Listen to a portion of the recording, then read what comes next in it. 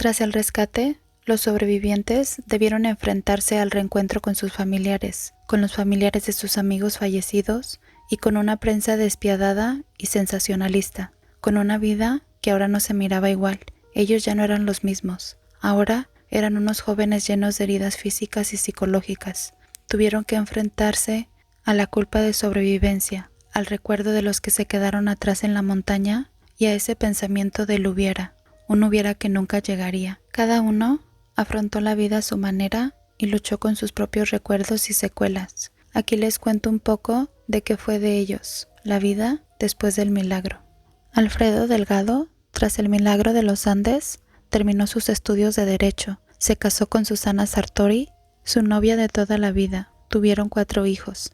Es dueño de uno de los estudios notariales más prestigiosos de Uruguay, se ha mantenido fuera del ojo público y no ha hecho muchas declaraciones tras el accidente.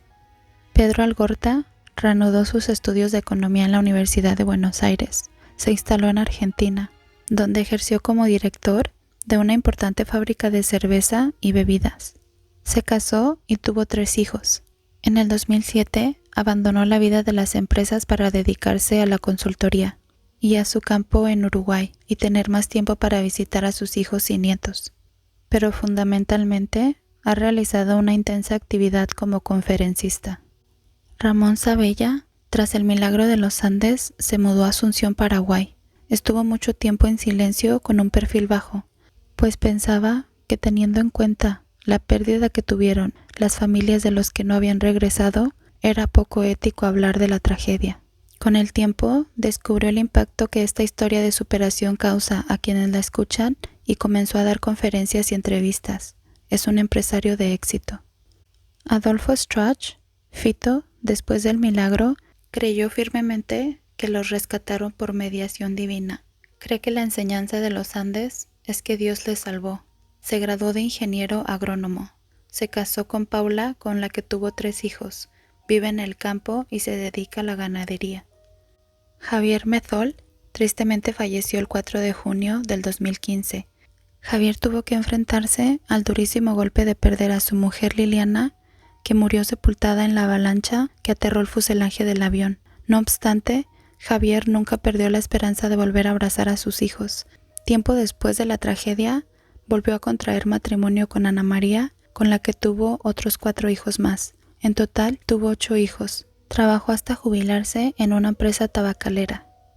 Gustavo Cervino, tras la tragedia, continuó fuertemente vinculado al rugby. Dirige desde 1980 una gran empresa química, ha dado charlas motivacionales en Estados Unidos, América Latina y España. Tiene 4 hijos. Quien lo conocen dicen que es un hombre de principios sólidos y carácter directo.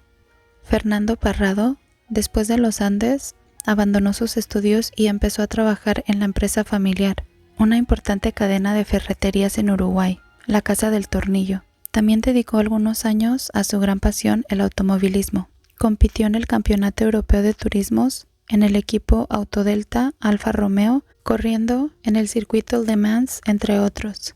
Una vez abandonó la carrera automovilística, comenzó su carrera como presentador y productor de televisión. Posteriormente destacó con sus charlas motivacionales, que hoy todavía imparte. Contrajo matrimonio y tuvo 2 hijas. Hoy en día reconoce que si tuviese que caminar de nuevo 10 días a través de los Andes para volver a casarse con su esposa y tener a sus 2 hijas, volvería a hacerlo sin dudarlo. Roberto Canessa, tras el accidente, acabó sus estudios de medicina y se convirtió en una personalidad destacada en Uruguay. Hijo de padres cardiólogos, en lo profesional también cultivó importantes éxitos. Trabaja como médico cardiólogo infantil en Uruguay y fue galardonado 3 veces con el Premio Nacional de Medicina. Es conocido por su gran ayuda que presta de forma desinteresada a familias cuyos hijos padecen problemas cardíacos. Pero sus mayores y más apreciados logros fueron en el ámbito personal y familiar, pues poco después de la tragedia contrajo matrimonio con la que era su novia en 1972, Laura Zurraco, que continúa siendo su esposa al día de hoy. Tuvieron 3 hijos. Antonio Vicentín. Tras el accidente, Antonio ha tenido que enfrentarse a diversas dificultades en su vida. Su esposa, con la que tuvo 2 hijos, falleció en trágicas circunstancias. Ha vuelto a casarse y trabajó en una empresa importadora de productos químicos y vive en Carrasco. Hoy en día se dedica al desarrollo de proyectos de inversión inmobiliario y a dar conferencias motivacionales por el mundo. Vive una vida tranquila y sencilla. Disfruta plenamente de sus hijos y nietos. Carlos Páez Rodríguez conserva su carácter irreverente, cariñoso y encantador. Tras el accidente, se dedicó durante años a tareas relacionadas con el campo, ejerciendo como técnico agropecuario. Posteriormente, desarrolló su carrera profesional como empresario. Ha escrito 2 libros sobre la tragedia. Es publicista y orador motivacional. Tiene 2 hijos.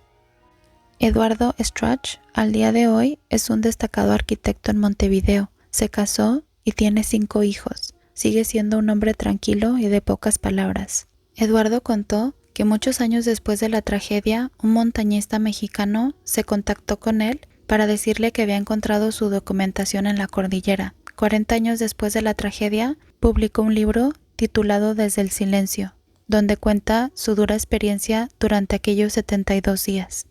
Daniel Fernández, tras el accidente, se casó con Amelia y tuvo 3 hijos. En lo que respecta al ámbito profesional, dirige una importante empresa informática y tecnológica de Montevideo. José Luis Inciarte. Tras el accidente aéreo, José Luis contrajo matrimonio con su gran amor y novia de la infancia Soledad, con quien tuvo 3 hijos. Lechero de profesión, fue uno de los mayores productores de lácteos de Uruguay durante muchos años. Posteriormente, se jubiló para dedicarse a su gran pasión, la pintura. Escribió un libro basado en su experiencia en la montaña, titulado Diario de un superviviente, Memorias de los Andes. Impartía charlas motivacionales. Tristemente falleció el jueves 27 de julio del 2023 a los 75 años de edad. Álvaro Mangino se casó con Margarita Arocena, quien era su novia cuando sucedió la tragedia, con la que tuvo 4 hijos. Hoy es un feliz abuelo. Vivió durante muchos años en Brasil. Después regresó a Montevideo, donde contribuyó al sector de calefacción y aire acondicionado. Además, se incorporó a la junta del equipo de rugby All Christians. Roy Harley, después del milagro, se convirtió en un ingeniero de éxito, trabajando para una fábrica de pintura. Vive en Montevideo con su mujer Cecilia, cuñada de Roberto Canessa. Han tenido 2 hijas y un hijo, que al igual que su padre, jugó con los All Christians. Hasta el día de hoy mantiene su dedicación al deporte. Roberto Bobby Francois actualmente está casado con Graciana Manini. Tienen 6 hijos. Es técnico y productor agropecuario y vive entre su rancho y Carrasco. Es un hombre de perfil bajo. Los que lo conocen dicen que es reservado, sencillo, amable y muy agradable.